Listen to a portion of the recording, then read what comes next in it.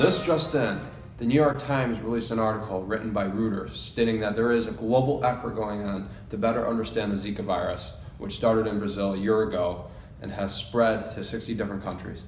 The symptoms include fever, fatigue, chills, joint pains, vomiting, and sweating. I've had a head cold before. I think Trump's the real virus here. Oh, Trump is definitely a plague, but Zika is more dangerous than you think. I wonder if we've ever seen anything like Zika before.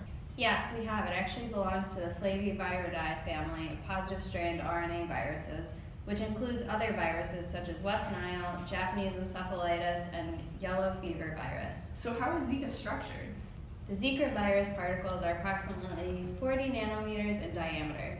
Each particle of Zika has single-stranded RNA that is tucked inside a protein shell known as a capsid, which is surrounded by an outer membrane envelope. So does this virus reproduce like human cells and undergo mitosis? Viruses characteristically cannot and do not reproduce on their own, and the Zika virus is no exception.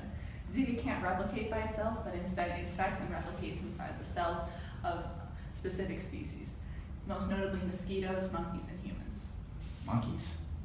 Harambe could have had Zika. Harambe was a gorilla, not a monkey. Although transmission of Zika is most commonly achieved by mosquitoes, there are other modes of transmission. Pregnant women who have Zika may transmit the virus to her baby during birth or to the growing fetus. There have also been documented cases of sexual contact and blood transfusions from a Zika-infected donor transmitting the virus. But how does the Zika virus spread once it's in the body?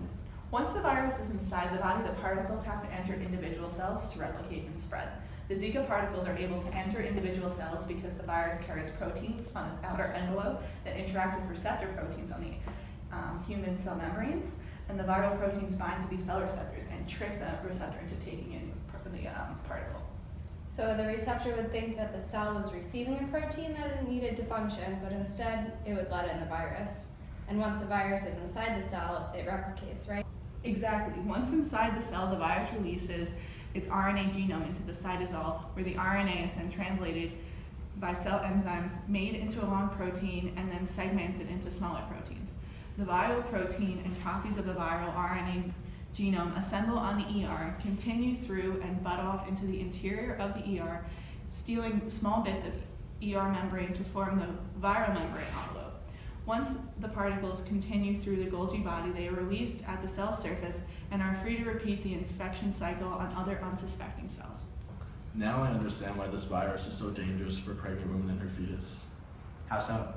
When a pregnant woman gets infected with the Zika virus, the fetus is put at a great risk.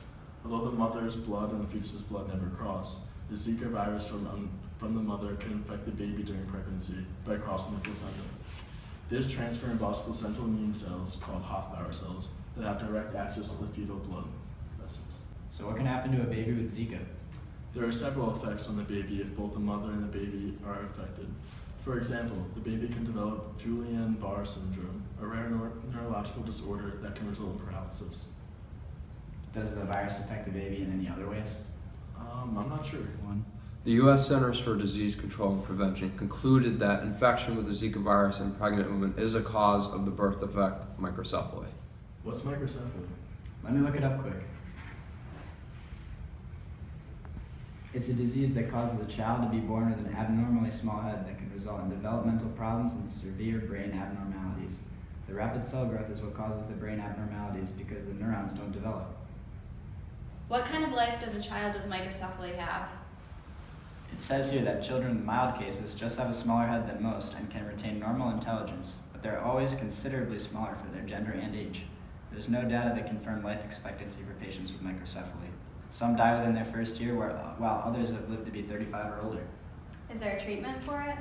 Currently, there's no cure for microcephaly, but there are treatments to help with the development, behavior, and seizures. The long-term health consequences of Zika infection are unclear.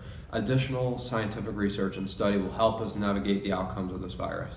And now more on the developing story of the nacho bandit who inadvertently set fire to a bar. It's pretty funny.